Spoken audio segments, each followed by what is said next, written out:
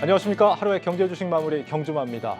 이 연준의 FOMC 금리 결정이 오늘 밤이라면 저희 경주마는 그 다음을 준비합니다. 언제나 한 발 빠른 경주마. 오늘은 대한민국 최고의 경제평론가 두 분과 함께합니다. 어서 오세요. 네, 안녕하십니까. 안녕하세요. 네. 두 분 다 지금 성이 똑같으시고 또 두 분 다 이제 경제평론가라는 호칭을 쓰고 계시기 때문에 제가 호칭을 부르기가 참 곤란합니다. 정평론가님 이러면은 두 분이 같이 돌아오시기 때문에 그래서 오늘은 한번 그러면 제가 진 선생, 우 선생으로 한번 불러보면 어떨까? 아, 좋습니다. 네. 약간 홍콩 영화 같죠? 이렇게 네. 한번 불러보겠습니다. 보통 이제 FOMC를 앞두면 장이 혼조세인 경우가 굉장히 많은데 오늘은 상당히 좀 강한 장을 나타냈거든요. 오늘 장 한 줄 평을 들어볼까요? 진 선생님부터. 저는 이런 평을 하고 싶습니다. 네. 정말 두려우십니까? 이제 이런 한 줄로 좀 요약을 하고 싶은데요. 네. 진짜 대단한 난리가 지금 났잖아요.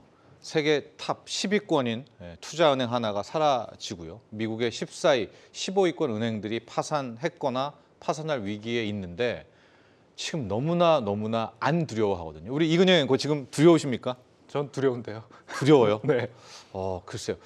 제가 이 비슷한 사건이 네. 2008년 말 세계 금융위기 터졌을 때 이제 당시에는 취재기자 일선에 있었을 때는 이 리먼 브로더스가 막 망하네 마네, 시티가 망하네 마네, 누구를 도와줄까 말까, 돈을 투입해야 돼 말아야 돼 그런 갈등이었었거든요. 네. 하루하루가 피를 말렸던 상황이었었고 결과적으로 리먼을 도와주지 않은 채 파산을 시키면서 대난리가 나고 이제 부랴부랴 이렇게 메워지는 이제 그런 모습들이 나왔었는데 지금은 그때와 거의 유사한, 그때보다 어쩌면 더 강력한 위기 국면인데 네. 누구도 두려워하지 않고요.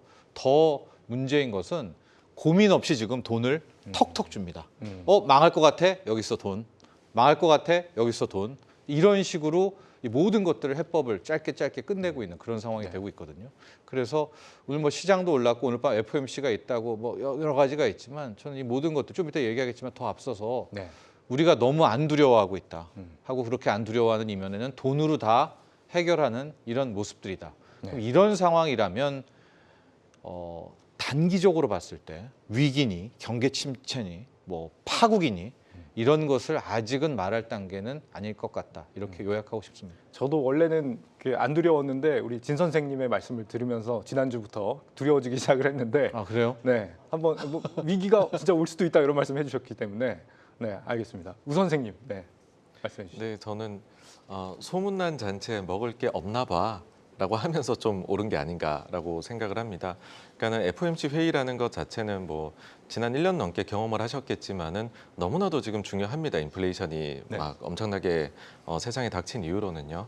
그런데 지금은 그거를 좀 더 넘어서 가지고서 금융 안정이라는 이슈까지도 나오다 보니까는 그랬을 때에는 우리가 연준만 바라볼 수는 없는 것이고 정책 당국까지도 다 이제 봐야 되는 그런 상황이 되었다 보니까 물론 이번에 상당히 이제 그 어려운 결정을 내릴 것이다라고 시장에선 바라보고 있습니다만은 뭐 어떤 좀 결정을 내리든지 간에 그 결정을 좀 중화시킬 수 있는 그래서 시장을 좀 최대한 좀 안심시킬 수 있는 쪽으로 가지 않을까라는 기대가 있으면서 뭐 좀 이런 반등이 나오지 않았나 생각을 합니다. 그러니까 이렇게 하루 전날에도 증시가 크게 움직였다는 거는 그러면은 미국 금리 결정이 이제 별로 진짜 안중해졌다 이런 의미로 해석을 해야 되는 거예요?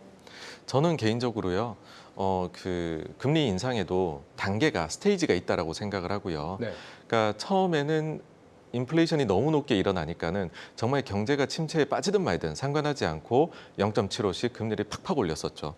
근데 그렇게 올려서 어느 정도 우리가 긴축적인 레벨에 들어가고 나서는 지금은 최종 금리가 얼마일까를 조심스레 찾아가는 이제 속도를 늦춰가지고서 올릴지 말지 이러고 있는 것이잖아요. 네. 그러니까는 이런 상황이 되었을 때에는 이제는 우리가 단순히 인플레이션, 금리 이것만 볼 것이 아니라 그래서 경기 지금 어떤 상황인가 아니면 금융 안정이 어떤 상황이냐 다른 것들에도 이제 눈을 돌려야 되는 네. 그런 시기가 되었다. 그래서 중요도는 좀 낮아졌다라고 봅니다. 낮아졌다. 네.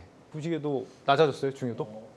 네. 저도 그렇게 보고 특히 전 이번이 3월 FOMC 회의라는 점이 그나마 다행이다 이런 이야기를 했습니다. 이거 왜 그러느냐? 네. 3월에는 이제 분기기 때문에 점도표를 찍지 않습니까? 그러니까 점도표를 우리가 볼 수도 있고 끝나고 제롬 파월 연준 의장의 연설과 코멘트도 볼 수가 있는데요. 네. 이 두 개가 싱크가 맞아야 되는 그런 날이기 때문이에요. 이게 무슨 얘기냐? 파월이 아마 뭐 우리가 말로 무너뜨린다, 말로 어떻게 한다 이런 얘기 있지 않습니까? 네. 그러니까 만에 하나 점도표라는 것이 없었으면은 어쩌면 제롬 파월이 나와가지고 뭐 0.25 베이비 스텝을 밟든 뭘 하든 나는 물가 잡을 거야 또 그런 어떤 비범한 비장미 넘치는 이야기를 할 수는 있어요. 근데 점도표를 그 정도의 말이라면 어디에 찍어야 되느냐? 아마 5.5 이상의 6 사이에 왕창 거기 점이 찍혀야지 그 말에 신빙성이 있을 겁니다. 네. 근데 만에 하나 말로는 그렇게 인플레 잡겠다고 했는데 그 위원들이 찍은 점도표를 봤더니 5에서 5.25에 그대로 있다. 고스란히 저번에랑 똑같다. 그럼 누가 이 제롬 파월 말에 불불 떨겠습니까? 네. 그래서 이번은 너무나도 확실하다. 그래서 파월의 말과 점도표가 일치하느냐만 보면 되기 때문에 네. 저는 의외로 파월이 그 어떤 이야기를 하든 간에 위원들이 이런 상황에서 점도표를 5.75, 6에다가 갖다 찍지는 못할 거라고 보고 있거든요. 네. 그래서 상당히 뭐 좀 잔잔한 FOMC 이렇게 좀 기대를 또 전망을 하고 있습니다. 점도표에 대해서 우리 우 선생님도 같은 의견이세요? 저는 점도표가 일단 지난 12월하고 네. 찍히는 그 중간값 점이라고 하죠. 그 숫자는 똑같을 것 같습니다. 그때가 5에서 5.25 사이에 이제 찍혀 있었었는데요. 다만 이번에는 두 가지를 좀 추가로 할 것 같습니다. 네. 어떤 것이냐면 첫째로는 양다리를 걸칠 것 같아요. 양다리를 걸친다라는 것이 뭐냐 하면은 사실 지금 인플레도 잡아야 되고 금융 안정도 이뤄내야 되는 것이거든요. 네. 그런 상황에서 그럼 인플레를 잡으려면 거기서 점도표를 낮출 수는 없는 것이고 금융 안정이라는 거 키워드에 또 대응하려면은 조금 완화적인 모습도 보여줘야 되겠다. 그래서 현재 보시면은 12월 달에 찍혀 있는 19개의 점 중에서 무려 15개가 5에서 5.5% 사이에 집중적으로 찍혀 있습니다. 거의 위원들의 생각이 일치가 일어나 있는 항목이거든요. 네. 이게 넓어질 것 같습니다. 그러니까 중간값은 똑같은데 네. 예를 들어서 밑에 가장 이제 완화적으로 찍히는 밑에 값 하나 정도는 연내 인하도 예상하는 값이 하나 정도는 한 명 정도는 찍지 않을까. 그렇게 하면은 해석을 할 때 상황에 따라 가지고서는 이 정도로 인하라는 걸 생각하는 위원도 연준 내에 드디어 생겼구나. 중간값은 아니지만 이라는 그런 식으로 좀 뭐 나오지 않을까. 그 이제 양다리 전략이라고 생각을 하고요. 네. 또 한 가지는 힘 빼기 전략. 이라고 생각을 해요. 그러니까 지금 최근에 중앙은행들이 하고 있는 것이 너무나 주목을 많이 받았었는데 한국은행 동결했었죠. 그다음에 캐나다도 동결했고 호주는 인상은 했지만은 동결의 냄새를 그다음부터는 진하게 풍겼습니다.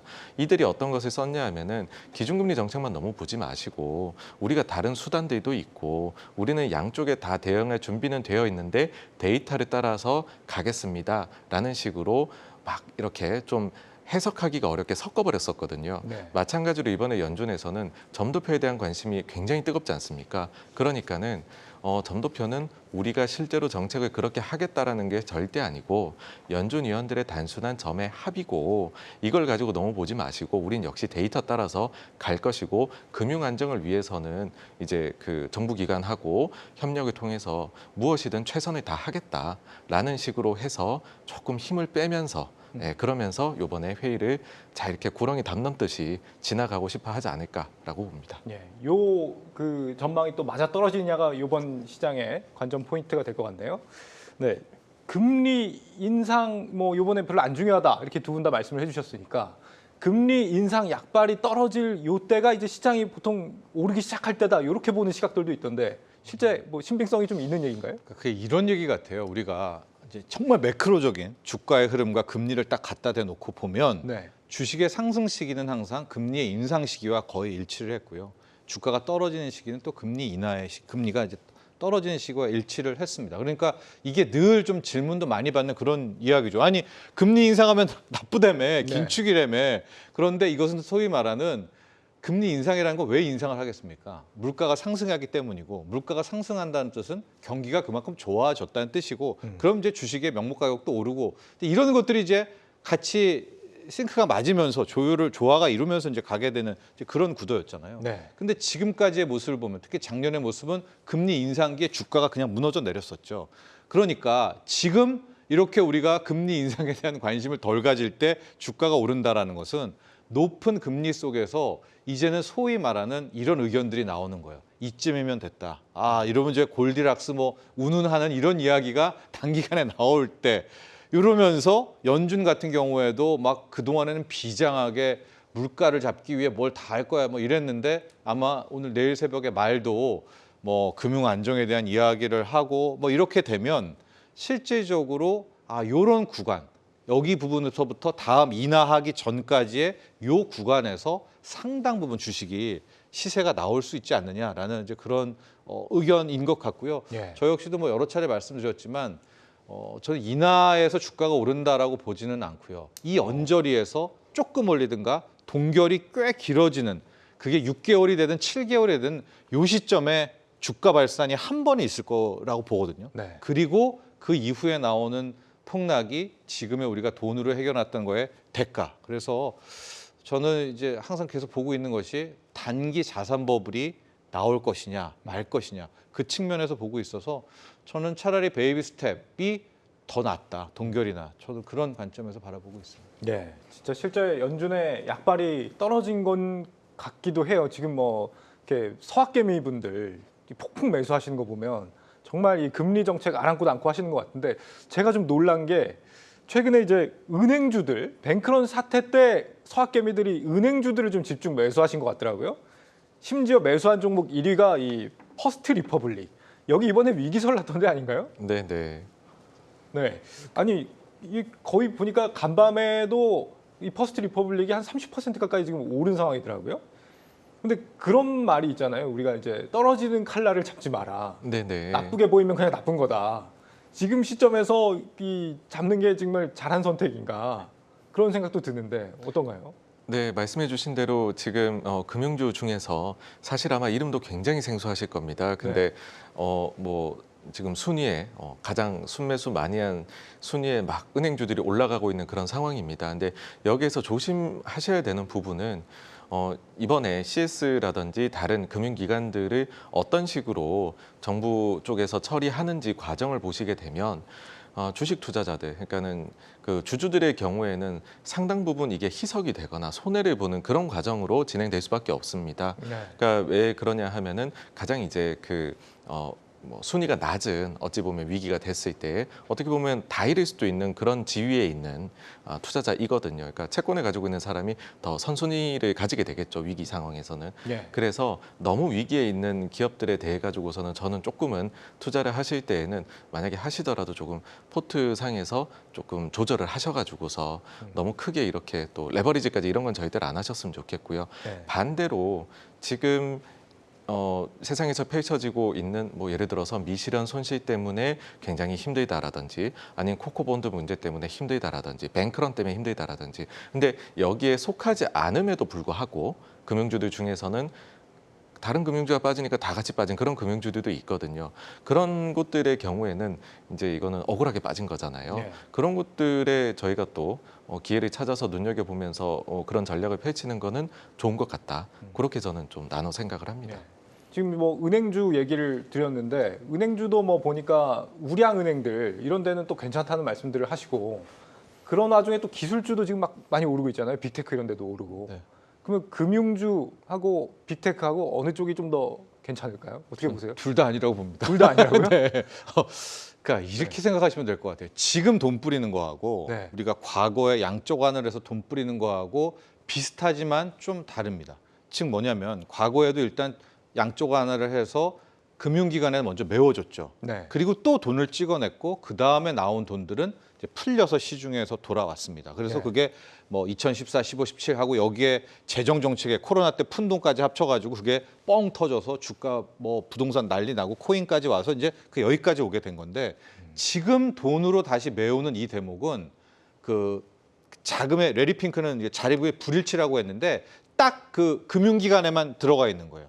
그 손실만 메워져 있는 거기 때문에 돈으로 이게 다시 그 이상이 나와야 돈이 돌고 그걸 가지고 테크주 오르고 바이오주 오를 텐데 이 돈은 밖으로는 안 오르고 네. 지금 무너져가는 은행 금융주에 딱 위험하지 않을 만큼만 메워주는 이 돈이란 말이죠. 그런데 어쨌든 이런 모든 사단들을 돈으로 메워줬잖아요. 예. 그럼 이걸 바라보고 있는 실물 쪽 사이드에서는 이거 돈은 아니네. 그래서 저는 자산 버블을 이야기하는 거거든요. 예. 그래서 지금 또 돈 찍어냈으니까 과거처럼 테크주 한 번 더 랠리 가는 거 아니야. 이게 쏟아져 나오는 돈은 아닙니다. 네. 딱 잠긴 돈이라고 보고 있어서 저는 이번 사태를 통해서 거의 강력한 인플레, 뭐 하이퍼는 아니더라도 대량 인플레이션 정도가 거의 확정됐다고 보는 쪽이기 때문에 이렇게 되면 뭐 은행, 테크주 이런 게 아니라 더 생활 접촉적인, 더 밀접한 네. 이런 주식으로 인플레 해지주로 가야 되는 것이 맞다고 보고 있습니다. 예. 아니 지금 금융주랑 나스닥 쪽 보면은 요 며칠은 굉장히 가파르게 좀 오르고 있는 느낌이긴 한데 금리 인상을 한다는 걸 전제로 금리 결정을 하고 난 이 전후로 뭔가 이 흐름이 좀 바뀌거나 그럴 가능성은 없는 거예요? 지금 양쪽이 팽팽하게 나눠져 있는 것 같습니다. 네. 그러니까는 이런 위기가 한번 나오게 되면 가령 예를 들어서 그 부엌에서 바퀴벌레 한 마리가 나오면은 거기 얼마나 많겠느냐. 그러니까 여전히 이 금융 안정, 불안정의 문제는 계속될 것이다. 그러니까 안 좋게 보시는 분들도 계시고 반대로 이걸로 인해 가지고서 시장이 다시 좀 이완이 되었으니 랠리가 올 수도 있지 않겠느냐. 이게 팽팽하게 나눠져 있는데 뭐 저는 개인적으로는 지금 닥친 이 금융 불안정의 위기를 각국이 잘 적절한 정책을 아주 기민하게 써가지고서 잘 헤쳐나가고 있다라는 생각을 합니다. 네. 그래서 요 이후에는 조금 더 이제 긍정적인 방향으로 증시 자체가 갈 수 있지 않을까라고 계속해서 좀 보고 있는 상황이고요. 예. 그렇게 했었을 때에는 결국에는 최근에 시장의 우려를 더 많이 자아내게 했던 것은 기업 실적이 좀 부진할 것이다. 그 다음에는 또 침체가 온다. 이것이 작년 예를 들어서 뭐 한 가을까지는 인플레가 정말 중요한 이슈였다면 그 뒤에는 침체 이슈가 더 장악을 했다라고 보거든요. 네. 지금 벌써 또 1분기 실적 시즌이 시작이 되었습니다. 여기에서 실적이 좀 턴어라운드가 되고 그다음에 우려 대비해 가지고서 좀 좋은 실적 이런 거를 내는 기업들이 지금부터는 뭐 말씀해 주신 이런 이제 그 분야들이 떠나 가지고서 우수한 퍼포먼스를 기록하지 않을까라고 보고 있습니다. 네. 네.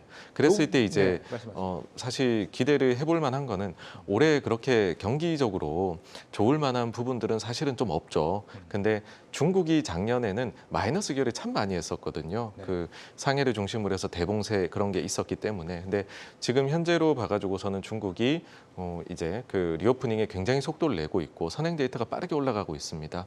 그러면 결국 중국도 지금은 재고를 줄여나가는 기간에 있기는 한데 이게 끝나고 나서 다시금 재고를 쌓는 사이클에 들어가게 되면은 그와 관련해가지고서 기업들이 이익이 우리가 예상하는 것보다는 잘 나오게 되지 않을까 그렇게 생각을 합니다. 네, 그렇군요. 나스닥이 오르면은 보통 이제 코스닥도 오르고 뭐 이런 흐름이 보이던데 이번에도 뭐 그런 흐름 계속 유효하다고 봐야겠죠? 현재 뭐 코스닥을 이끌고 있는 네. 뭐 그 유명한 두 종목 뭐 2차 전지주가 쉽게 꺾일 것 같지는 않더라고요. 네. 예, 그래서 이제 그건 또 그들만의 리그로 네. 하게 될 것 같아요. 거기는 뭐 하긴 나스닥이랑 관계없이 네. 계속 가니까요. 네. 네, 알겠습니다. 금리를 이제 뭐 어쨌거나 인상을 한다는 게 지금 패드워치 보니까 뭐 9대1 정도로 더 많더라고요. 그러니까 금리 인상 쪽을 전제로 얘기를 해보자고요. 금리 인상 이후에 그럼 이제부터는 우리가 뭘 봐야 될 거냐?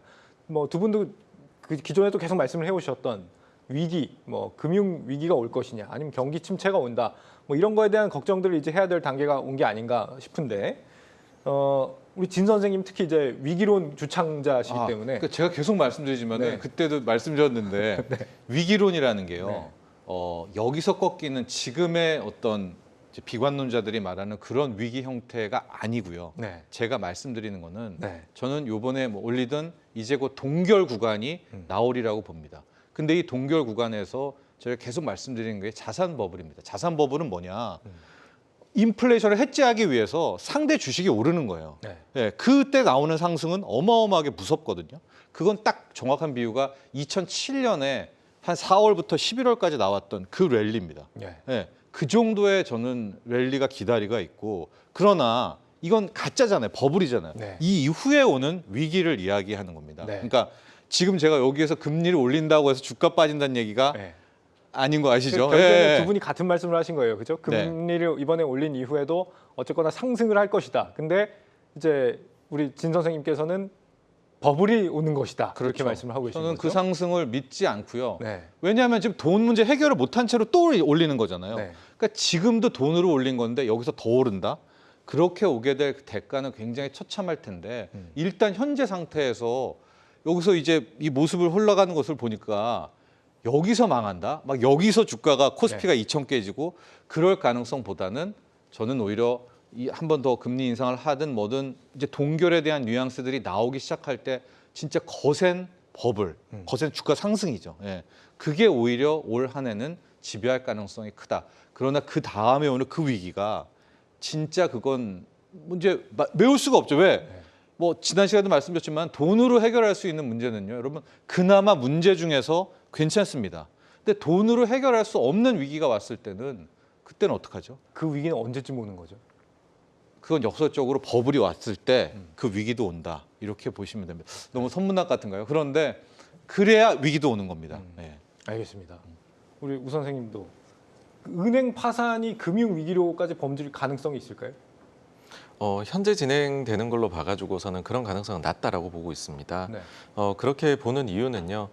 과거에도 뭐 이제 우리가 물론 과거에 정말 안 좋았던 2008년의 사례가 있기 때문에 이것이 시작이지 않을까라고 생각을 하시기가 쉬운데, 네. 근데 과거에도 금융기관들이 미국에서는 몇 차례 위기들을 겪었고 정부가 나서가지고서 해결해서 그 상황이 뭐 구렁이 담 넘듯이 넘어갔었던 그런 경우들이 꽤 있습니다. 그러니까 특히나 파월 의장의 경우에는요, 본인이 2013년도에 글을 하나 쓴 것이 있고 거기에서 금융기관들이 위기에서 어떻게 벗어났었는지에 대해서 적어둔 그런 사례가 있는데요. 네. 여기가 좀 저는 좀 주목할 부분이 있다고 봅니다. 거기에 두 가지 사례가 나옵니다.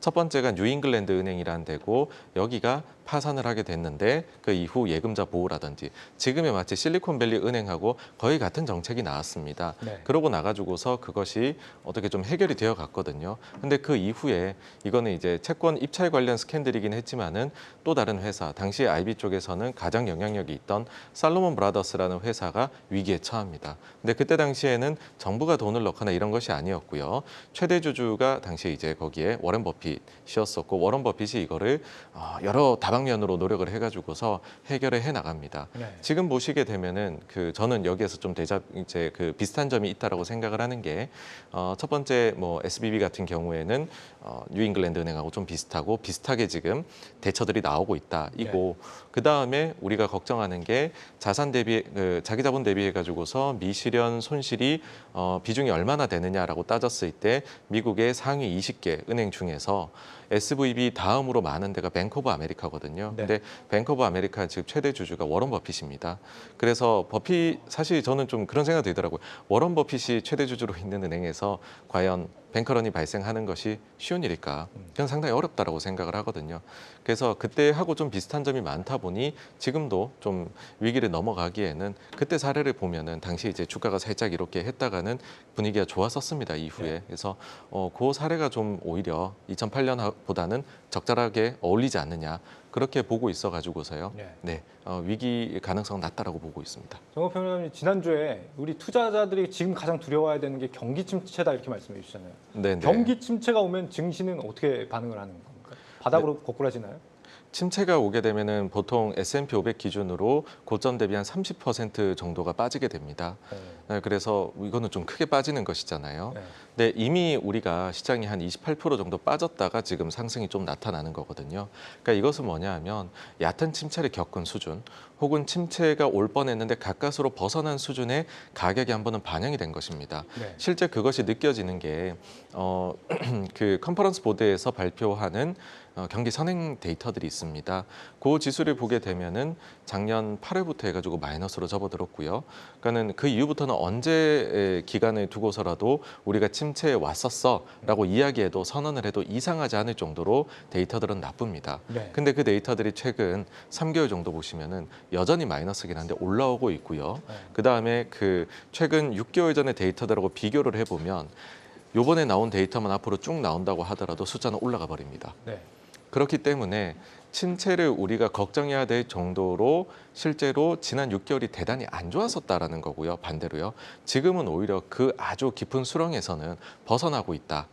이 요인은 아마도 중국이 좀 리오프닝을 하면서 그다음에 미국이 달러가 너무 강해서 다른 나라가 참 힘들었는데 달러 강세가 좀 꺾이면서 이런 부분들이 좀 해소되어가는 완화되어가는 국면에 우리가 들어가 있는 것이 아닌가. 그래서 저는 침체에 대한 우려도 이제는 피크를 지난 게 아닌가 싶습니다. 예. 정철진 평론가님은 그러면 이제 앞으로의 이제 금리가 이제 뭐 전환점을 맞는 이런 시대 이후에 주도주가 어떻게 되는 것이냐, 앞으로 어떻게 달라지냐. 뭐 과거에 우리 코로나 때는 이제 빅테크가 좀 유행을 했잖아요.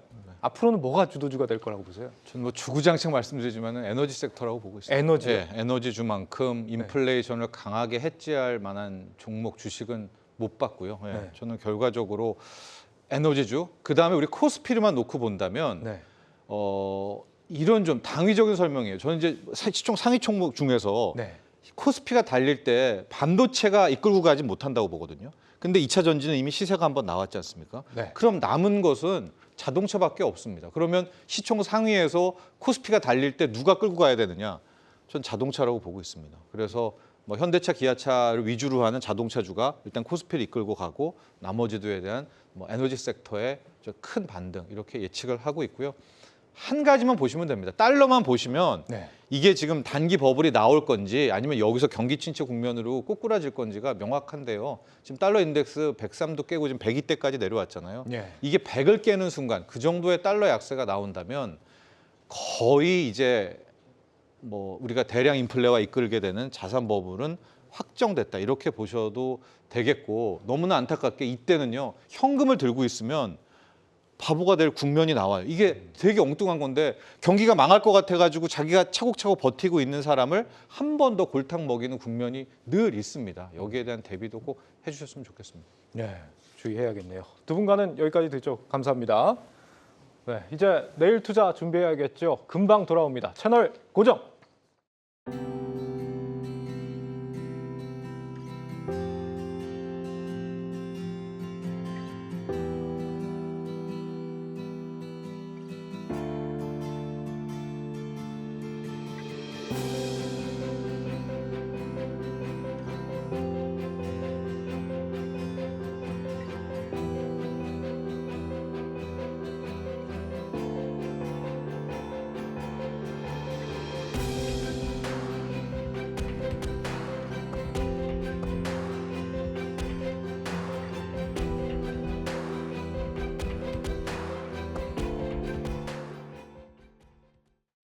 네, 내일 시장 준비하는 경주마 시그널 필드의 베테랑 두 분 모셨습니다. 어서 오세요. 네, 반갑습니다. 저희 경주마 전문가들 분 중에 가장 안 친해 보이는 두 분. 네, 빨리 좀 친해지시길 바라겠고요. 내일 FOMC 끝나고 나서 우리 시장 환호한다 아니면 좀 우울해한다. 어떻게 보세요? 저부터 할까요? 네. 뭐 환호해야 안 되겠습니까? 네. 네. 근데 종목별마다 다르다. 네. 뭐 저는 그게 답일 것 같습니다. 경상도 출신이신가 봐요? 네, 맞습니다. 알겠습니다. 종목별로 다르다 무슨 말씀이세요?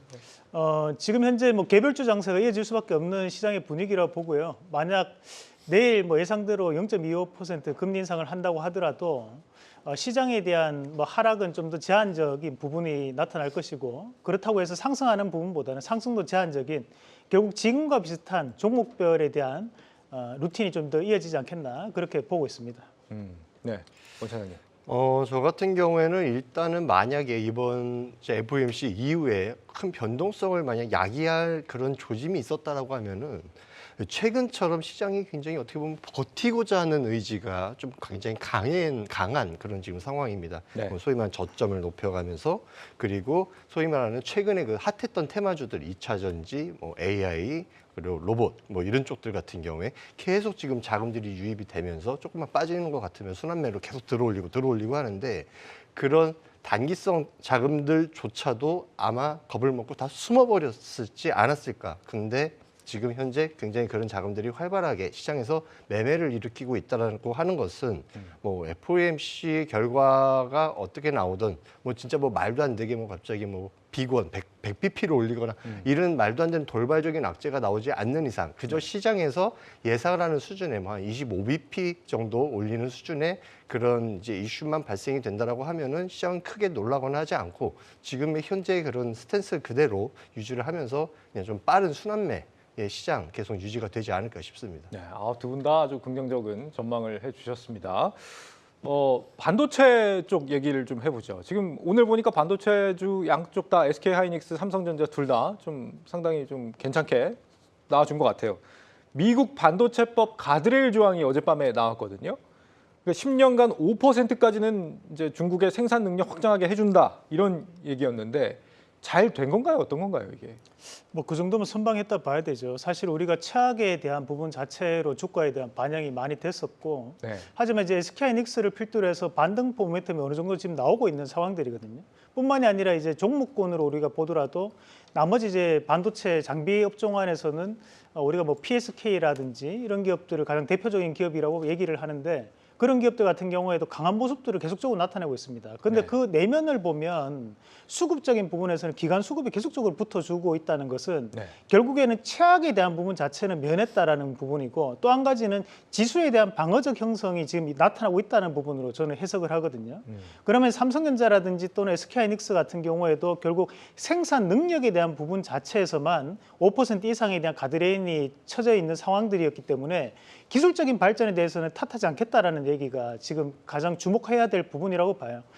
그래서 지금 뭐 아침에 안 좋은 뉴스가 한 게 있었습니다. 반도체 장비 재료 협회에 의하면 장비에 대한 부분에서도 올해는 22%가 축소될 것이다라는 얘기를 했지만, 네. 그 부분과는 별개로 최근에 반도체 장비주들이라든지 반도체 관련된 기업들 같은 경우에는 낙폭과대에 이은 기가 매수세가 지금 현재는 좀 더 상승세를 이끌지 않을까, 그런 부분으로 해석을 하지 않겠나, 저는 그렇게 판단하고 있습니다. 예. 차장님 얼마 전에 이 SK 하이닉스 7만 원대까지 갔었던 적이 있었잖아요. 그렇죠. 그분들은 지금 굉장히 좋으시겠는데요? 뭐 좋죠. 주가 네. 올라갔으니까 당연히 좋으실 테고.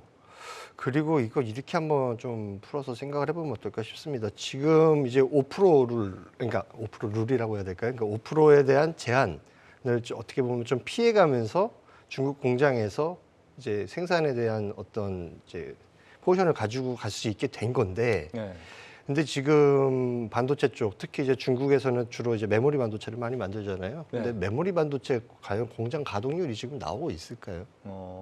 아마 안 나올 겁니다. 근데 이게 언제 이제 만약에 좀 악재로 그런 부메랑으로 다가오게 되냐면은 네. 나중에 이제 우리나라 이제 반도체 메모리 가동률 막 올라가고 메모리 가격이 올라가고 메모리 업황이 좋아질 때, 그럴 때는 이번 이제 조항에 대해서 뭐 다시 한번 이게 뭐 악재가 된다, 뭐 발목을 잡았다, 어쩌다 이런 얘기들이 나오게 되는 것이지, 지금 현재는 아마 뭐 크게 시장에서 이렇게 체감을 하거나 이런 분위기를 잡아주는 것 같지는 않습니다. 그래서 이번 뉴스는 그냥 스무스하게 그냥 넘어가는 정도인 것 같고, 그리고 이제 뭐 중국에서 반도체를 만드는 거에 대해서 미국이 좀 어느 정도 좀 풀어준다라고 설령 한들, 그렇게 풀어준다라고 한다들, 우리나라 이제 뭐 삼성이라든지 하이닉스가 겁이 나가지고 중국에 가가지고 진심을 다해서 거기서 최첨단 반도체를 만들고 이러겠습니까? 그냥 범용 반도체 정도, 기술력이 조금 떨어지게 만들 수 있는 그런 것들 정도로 그냥 집중을 하지. 네. 뭐 크게 이번 이슈 때문에 뭐 삼성이나 하이닉스의 어떤 이런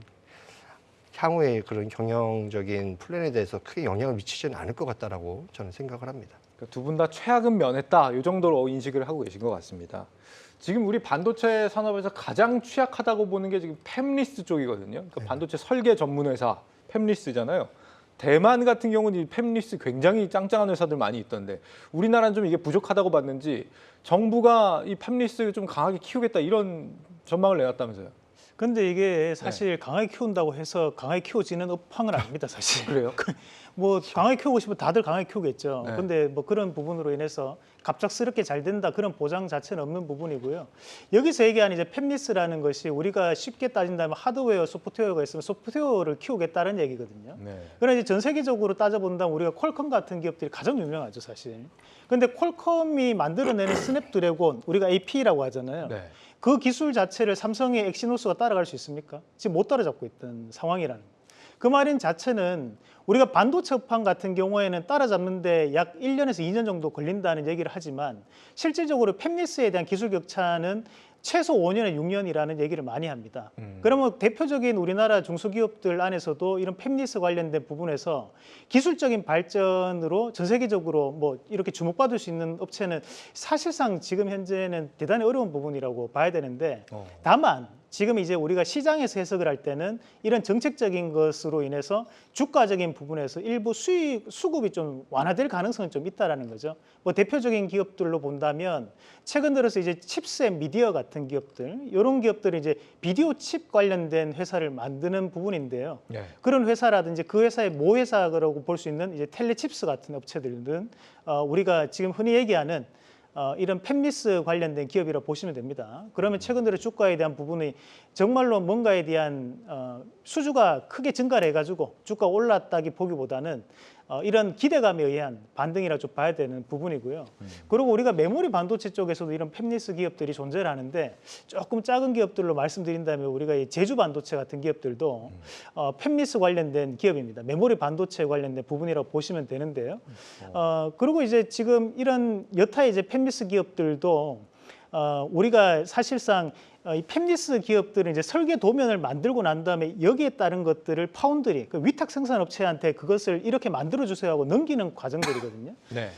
근데 그만큼의 기술적인 부분을 또 만들어 줄 수 있는 기업들이 사실상 대만의 업체가 가장 유명하죠.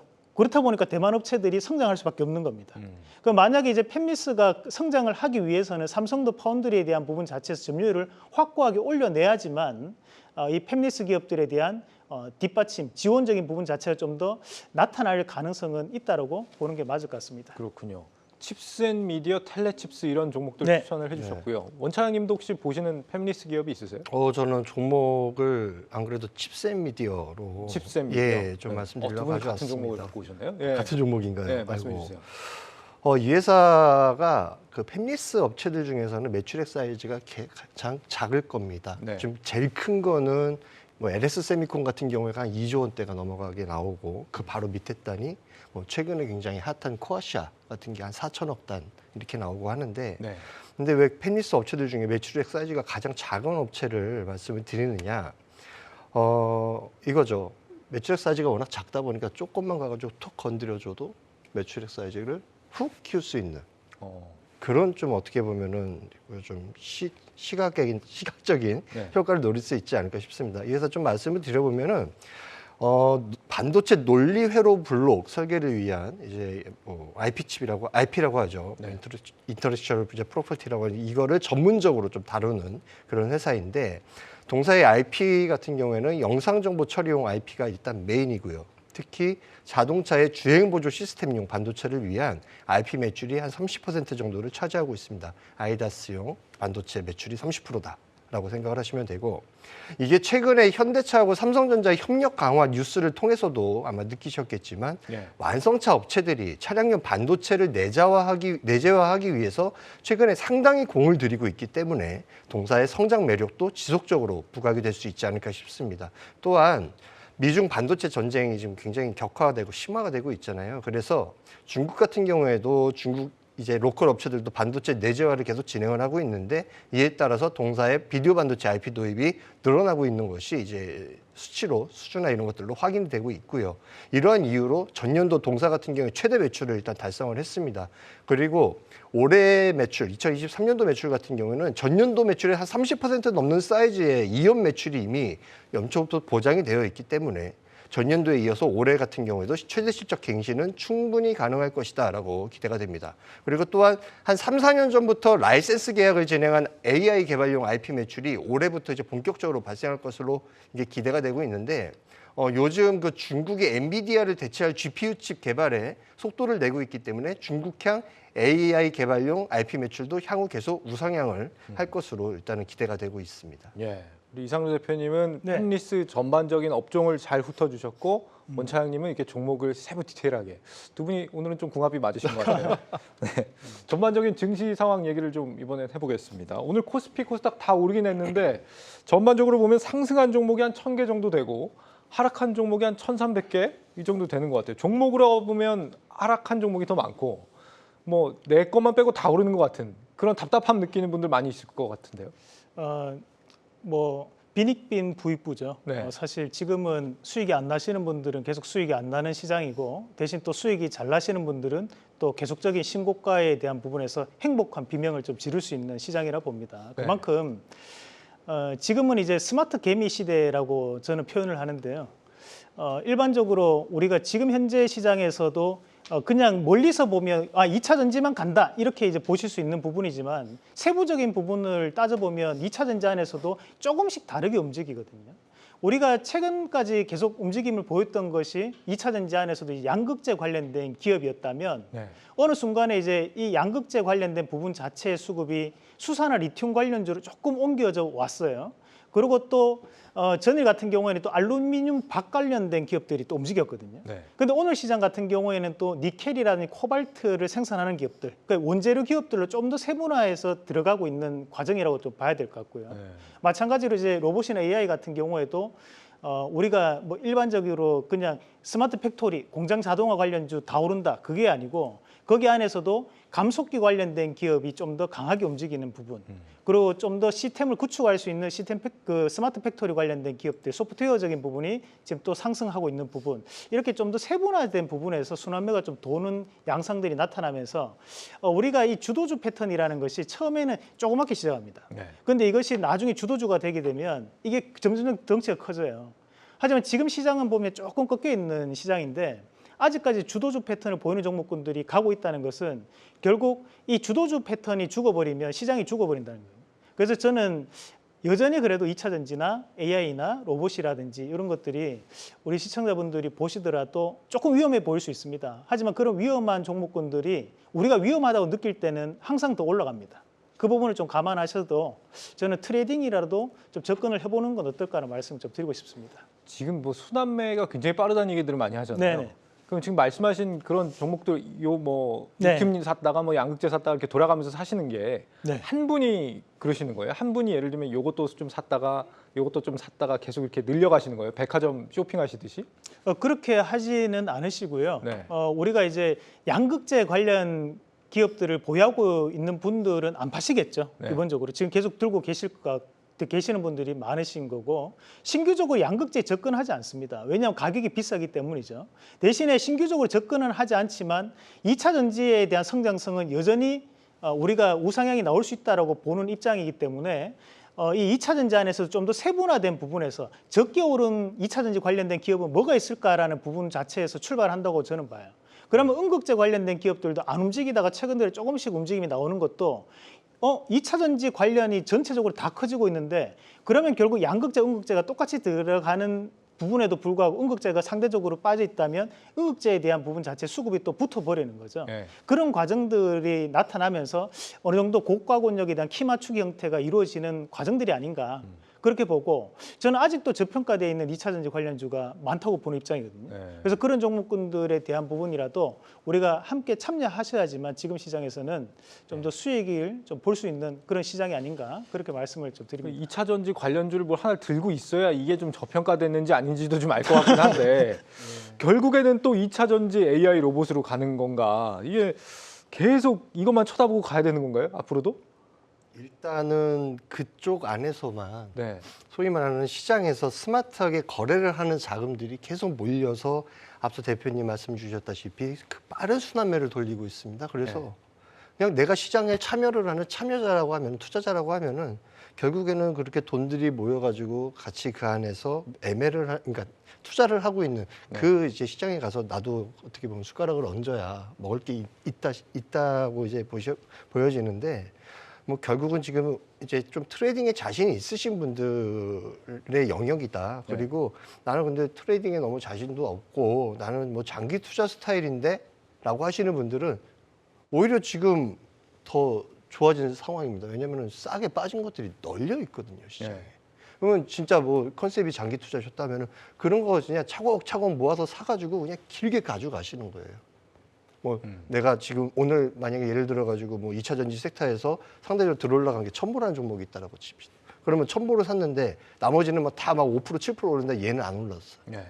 안 올랐는데 그거 배합하면 안 된다는 거죠. 왜 나는 컨셉이 처음부터 나는 장기 투자니까. 그러니까 본인의 투자 컨셉을 먼저 확실하게 정하십시오. 정하시고 만약에 나는 그래도 좀 매매를 해보겠다라고 하시면은 2차 전지 섹터 내에서 이제 평소에 좀 거래가 많이 터졌던 것들 그런 것들이 아침에 시작을 할 때 한 뭐 2% 언더에서 시작을 한다 그러면 2% 언더에서 이제 시가에 들어갔다가 뭐 바로 이제 한 5-6틱 위에다가 걸어놓고 이런 식으로 좀 매매를 붙이셔야지 그래야 좀 자신감이 생기시지 않을까 싶습니다. 아니, 제가 말씀하세요. 예. 이게 사실 그 시장에 대한 문제도 저는 있다고 보는데요. 네. 뭐 우리가 경제 지표가 엄청나게 좋게 발표가 되고 지금 현재 글로벌적인 업황이 화랑이라면 뭐 이것도 가고 저것도 가고 다 갑니다, 사실.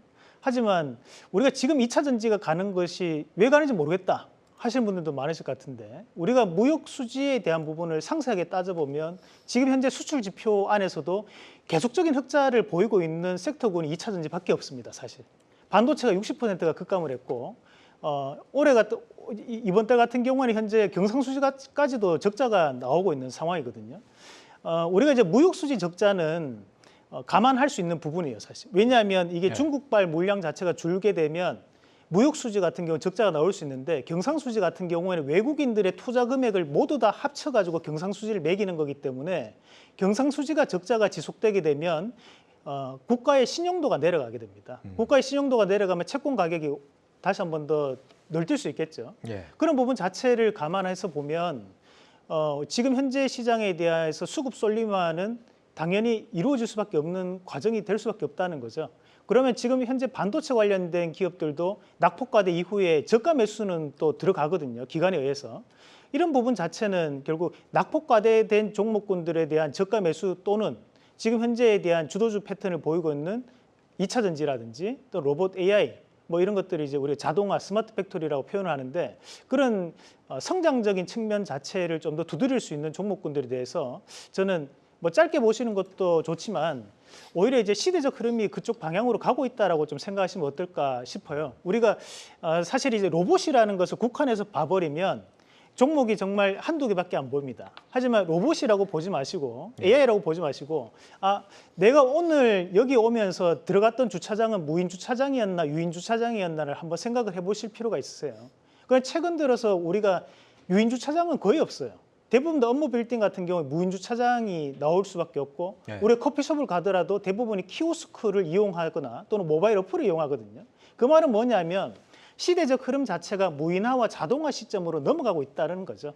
그런 관점 자체에서 본다면 우리가 스마트 팩토리도 이해가 되고 공장 자동화도 이해가 되고 로봇이 발전하는 것이 이해가 된다는 거죠. 그러니까 로봇 관련주들도 어제 같은 경우에는 우리가 협동 로봇이라고 해서 공장 자동화 관련된 로봇들이 움직였지만 오늘 시장 같은 경우는 생활 편의성 로봇이 움직였습니다. 서빙할 수 있는 로봇을 생산하는 기업이라든지 또 커피를 뽑는 로봇이라든지 또는 물류센터에 대해서 짐을 이송하는 로봇들이 움직였거든요. 그것은 지금 현재 시장에 대한 트렌드 자체가 시대적 흐름이 무인화와 자동화를 요구하고 있는 시점으로 바뀌어 나가고 있기 때문에 종목군들도 그에 맞춰서 움직이는 과정들이 아닐까 그렇게 저는 판단을 합니다. 여러 가지 로봇 종류 뭐 서빙, 의료 뭐 다양하게 네네. 있잖아요. 예. 그 중에서 잘 나가는 게 뭐라고 봐야 돼요?